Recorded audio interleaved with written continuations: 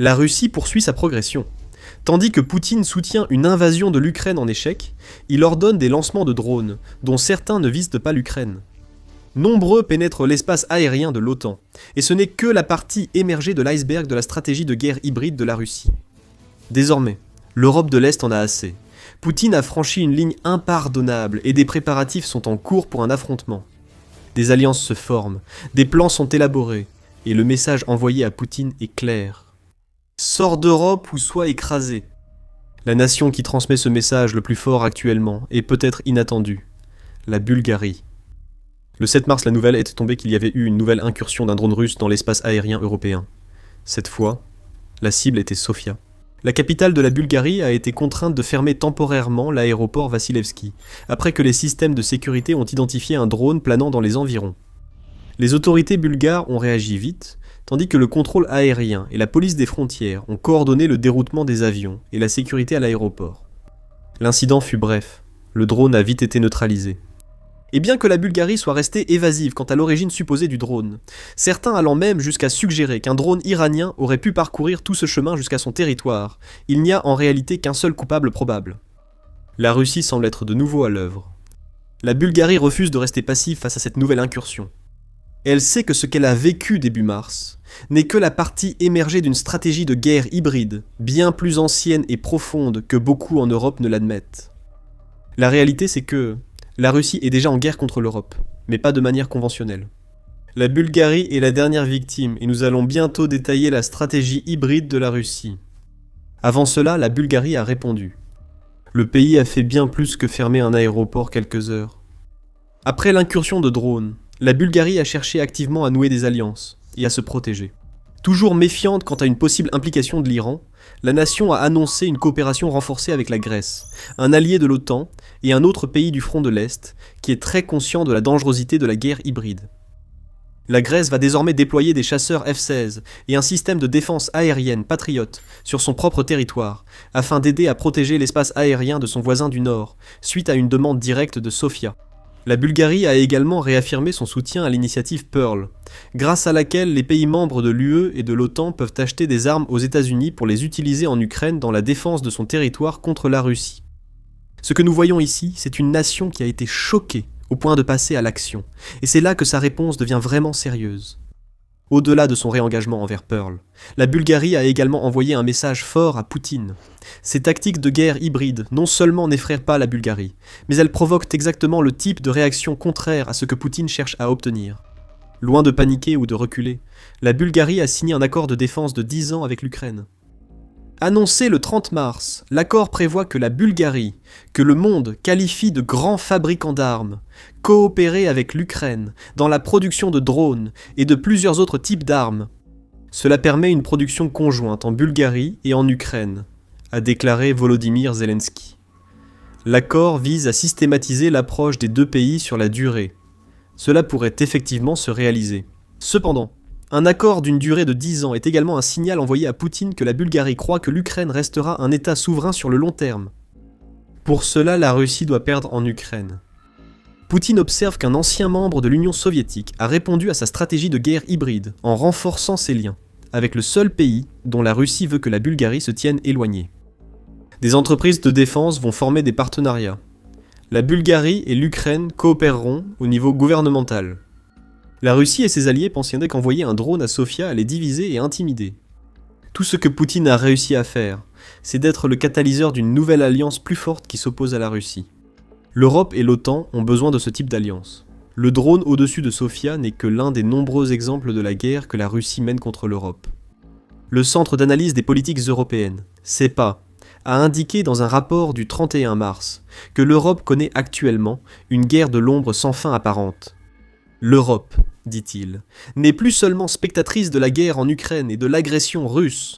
Elle est devenue la cible d'une campagne de l'ombre menée par la Russie, qui cherche à démanteler la structure européenne et à semer le chaos parmi les nations qu'elle voit comme les principales menaces au projet de Poutine de recréer l'empire russe. Les missiles ne volent pas, et les forces russes n'envahissent pas le reste de l'Europe comme elles le font en Ukraine.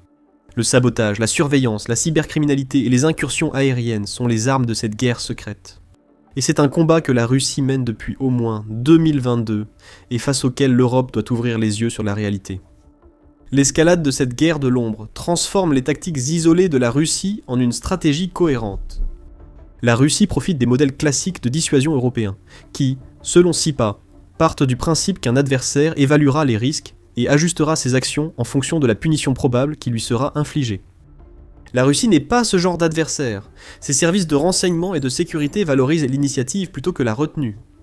Les opérations n'ont pas à atteindre des objectifs stratégiques précis pour être validées. Elles doivent juste montrer une action, selon SIPA. C'est un problème européen. Le système russe encourage l'escalade et la dissuasion européenne ne la punit pas assez pour stopper la Russie. Ce décalage des politiques militaires a mené à une guerre unilatérale et non conventionnelle, où l'Europe est perdante. La Bulgarie en est consciente. Après un exemple de stratégie russe à Sofia, elle renforce la protection de ses frontières contre les menaces aériennes et signe des accords avec l'Ukraine pour consolider le front européen contre l'agression de Poutine. Mais pour la Russie, sa guerre de l'ombre se divise en 4 types d'attaques, toutes en hausse, depuis que Poutine a envahi l'Ukraine. Ces catégories sont simples: relais et infiltration, attaques sous-marines et énergétiques, incursions aériennes et opérations cybernétiques. Elles représentent les armes de la guerre de l'ombre menée par la Russie. L'incursion de drones en Bulgarie n'est que la partie visible d'un vaste problème que l'Europe doit résoudre.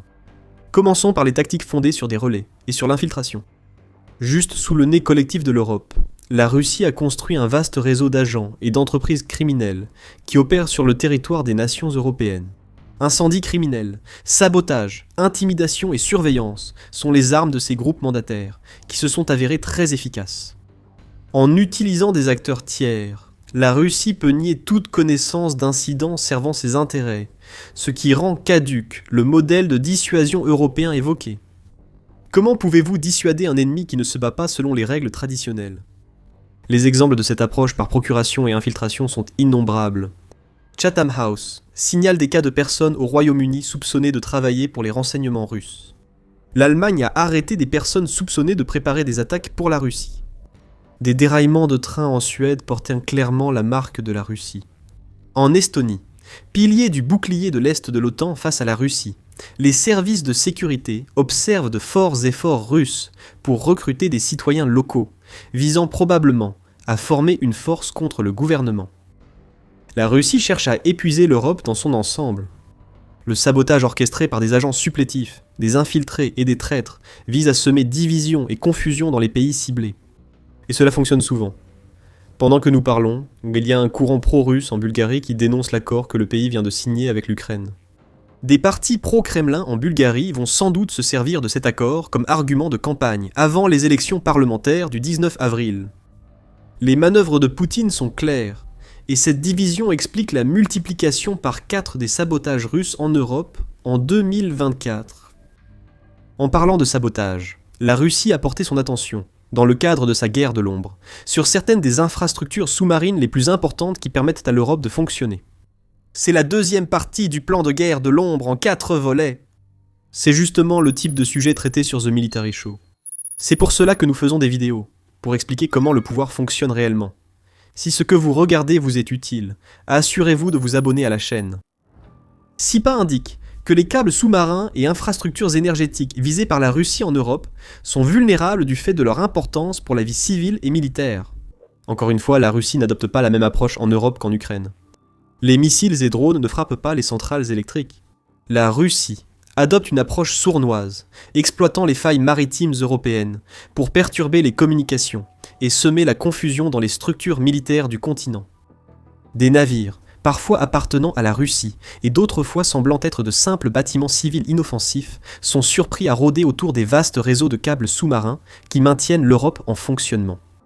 Au 7 avril 2025, il y a eu au moins 2 incidents de sabotage sous-marin au cours des 18 mois précédents, rien que dans le golfe de Finlande. Le flanc et de l'OTAN a encore été ciblé. La mer Baltique a été encore plus visée. Entre 2022 et le 25 avril, il y a eu 6 incidents de sabotage présumés dans cette mer, et 11 câbles sous-marins connus ont été sectionnés ou endommagés depuis 2023, rapporte Politico. Comme ces méthodes d'action par procuration et d'infiltration, tout vise à offrir à la Russie une dénégation plausible. Tout le monde, surtout en Europe de l'Est, sait qui est derrière ces sabotages sous-marins. Sans preuve irréfutable, et la Russie sachant jusqu'où aller sans franchir le seuil de la guerre conventionnelle, il ne peut y avoir de vraies représailles. La Russie identifie les faiblesses de communication et d'énergie dans l'empire des câbles sous-marins européens, tout en provoquant aussi et en testant les limites dans les airs. L'incursion du drone dans l'espace aérien de Sofia illustre, parmi d'autres cas, la pénétration d'appareils apparemment russes dans l'espace aérien de l'OTAN pour semer le chaos. Souvent, ces incursions montrent que Poutine cherche à provoquer l'OTAN, probablement convaincu qu'il n'y aura pas de représailles immédiates contre la Russie. Prenez par exemple l'annonce de l'opération Sentinelle de l'Est le 12 septembre 2025. Cette opération a été annoncée à la suite d'une incursion de drones russes en Pologne, mais moins de 24 heures après l'annonce de l'opération, un drone russe est entré dans l'espace aérien roumain. Moins d'une semaine après, 3 chasseurs russes, MiG-31, ont pénétré dans l'espace aérien estonien, et y sont restés 12 minutes, ignorant toutes les demandes d'information, jusqu'à ce que l'OTAN envoie ses avions pour les escorter loin du flanc oriental. Depuis, des ballons-sondes biélorusses ont survolé la Lituanie, des drones russes ont empiété sur le territoire de bases américaines, en Estonie, et d'autres incidents ont eu lieu. Rien qu'en 2025, selon le rapport, les appareils aériens russes ont testé l'OTAN. L'espace aérien de l'OTAN a été violé 18 fois. C'était 3 fois plus que le nombre d'incursions enregistrées en 2024. Ce drone dans l'espace aérien bulgare semble indiquer que Poutine ne compte pas abandonner la 3e phase de la stratégie de guerre de l'ombre russe de sitôt. Pourquoi le ferait-il ? La Russie s'en sort plutôt bien avec tout ça. Du moins, c'est ce que pense Poutine. Enfin, il y a les opérations cybernétiques. Les cyberattaques russes ont évolué. Elles ciblaient auparavant les technologies de l'information, mais se concentrent maintenant sur les systèmes opérationnels, comme les réseaux énergétiques et les infrastructures de transport. La désinformation est aussi un outil clé pour la Russie sur le front cyber. La Russie, en saturant les réseaux sociaux de bots et de faux profils, manipule ce que beaucoup considèrent comme leur principale source d'information pour influencer les élections et l'opinion publique à l'étranger. L'ironie ici, c'est que la Russie réprime l'accès libre à Internet à l'intérieur de ses frontières, tout en profitant de ce même type d'accès pour propager l'agenda de Poutine ailleurs. Le King's College London souligne l'omniprésence de ces efforts cybernétiques. Il indique qu'entre novembre 2023 et novembre 2024, il a enregistré 505 incidents de manipulation de l'information et d'ingérence étrangère. Ces incidents ont impliqué 25 plateformes ciblées 90 pays concernés, 322 organisations impliquées, 38 000 canaux et conduit à la production de 68 000 contenus. L'Ukraine, l'Allemagne, la France et la Moldavie étaient parmi les pays les plus visés. Ces opérations sur les réseaux sociaux montrent que la cyberguerre russe vise aussi à influencer l'opinion, pas seulement à désactiver des systèmes. Le terme « division » revient souvent. Par ces campagnes cybernétiques, la Russie peut nuire à ses cibles et instaurer des climats politiques polarisés, comme aux États-Unis ou au Royaume-Uni. L'Europe essaie de riposter sur ce front. En décembre 2025, le Conseil européen a annoncé des sanctions contre 2 entités et 12 individus impliqués dans la manipulation de l'information et des cyberattaques. Des mesures importantes, certes, mais loin d'être à l'échelle nécessaire pour stopper les agissements cyber de la Russie. Et c'est là le grand problème auquel l'Europe est confrontée. Alors que la Russie mène sa guerre de l'ombre, beaucoup en Europe ne savent pas vraiment ce qui les attend, ou bien ils interprètent mal cette guerre de l'ombre en la prenant pour autre chose. Dans de nombreux pays européens, les sabotages et cybercrimes russes sont souvent traités par les forces de l'ordre, selon les lois pénales et civiles. Le sabotage de câbles est souvent attribué à des accidents maritimes. Poutine le sait, ce qui explique pourquoi la Russie s'en tire aussi souvent dans le domaine de la guerre hybride. Ce que fait la Russie n'est pas considéré comme des actes de guerre répétés. Ce sont des crimes pour lesquels la Russie affirme qu'elle ne peut pas être tenue responsable, et rien ne peut être fait à ce sujet. Même militairement, on peut dire que l'UE et l'OTAN n'agissent pas assez contre la Russie. Euromédan Presse rapporte que Bruno Kahl, ex-chef du service fédéral de renseignement allemand, prévoit une possible attaque russe contre un pays de l'OTAN d'ici la fin des années 2020. D'autres, dont Carsten Breuer, qui est l'inspecteur général de l'armée allemande, ont fait des déclarations similaires. Les avertissements se multiplient en Europe sur l'inefficacité de la dissuasion traditionnelle, mais l'Europe reste non préparée à voir la guerre de l'ombre se transformer en guerre conventionnelle. Selon Euromédan Presse, l'Europe ne sera peut-être pas prête avant 2035, soit au mieux 5 ans, après que de nombreux généraux de l'OTAN ont averti que la Russie passerait à l'attaque. Au moins, une partie de l'Europe ne sera pas prête. Sur le flanc est du continent, les préparatifs s'intensifient. La Bulgarie en est l'exemple parfait. Elle cherche de l'aide auprès de la Grèce et de l'Ukraine pour l'aider à faire face à la menace russe inévitable. Selon RFU News, plusieurs autres pays européens font de même. Depuis plus de 4 ans, l'Ukraine se défend brillamment contre le type de campagne que Poutine pourrait mener en Europe. L'Ukraine possède maintenant une base industrielle de défense renforcée, avec diverses technologies anti-drones comme des drones intercepteurs et des capacités de guerre électronique. La Bulgarie, le Danemark, la Finlande et la Lettonie bénéficieront aussi de ces technologies via des partenariats avec l'Ukraine, dans l'initiative Build for Ukraine. L'intégration du savoir-faire ukrainien apparaît en Europe de l'Est. Cela pourrait être la riposte idéale à la guerre de l'ombre de Poutine. Une approche censée diviser crée finalement de l'unité en Europe, surtout à l'Est et dans le Nord, constituant une réponse parfaite aux actions de la Russie. Les préparatifs de guerre sont déjà avancés dans l'Est. La Bulgarie prend seulement conscience de la menace russe et commence à se préparer. En Lettonie, un groupement tactique de l'OTAN articulé autour d'une brigade allemande est en cours de formation et sera prêt d'ici 2027.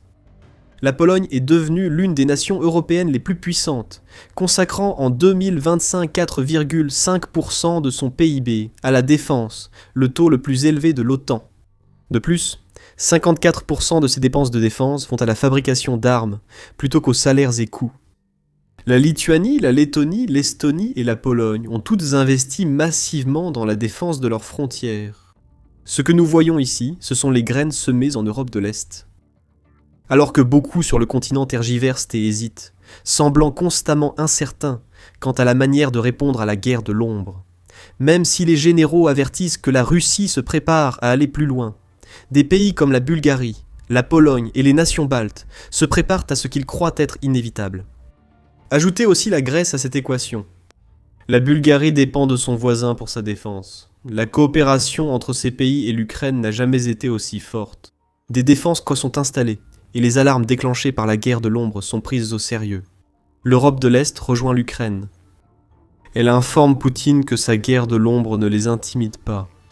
Ils se préparent à l'affrontement, et, avec l'Ukraine, sont prêts à écraser le dirigeant russe et ses ambitions impériales. Tout cela suppose qu'il restera une armée à la Russie pour passer d'une guerre de l'ombre à une guerre conventionnelle. Rien n'est acquis, car des dizaines de milliers de soldats de Poutine sont anéantis en Ukraine. Quelque chose décime les troupes russes en Ukraine, annonçant de mauvaises nouvelles pour une offensive de printemps censée faire tomber un pays qui ne faiblit pas sous la pression russe. Vous pouvez en savoir plus sur les échecs militaires catastrophiques de la Russie dans notre vidéo.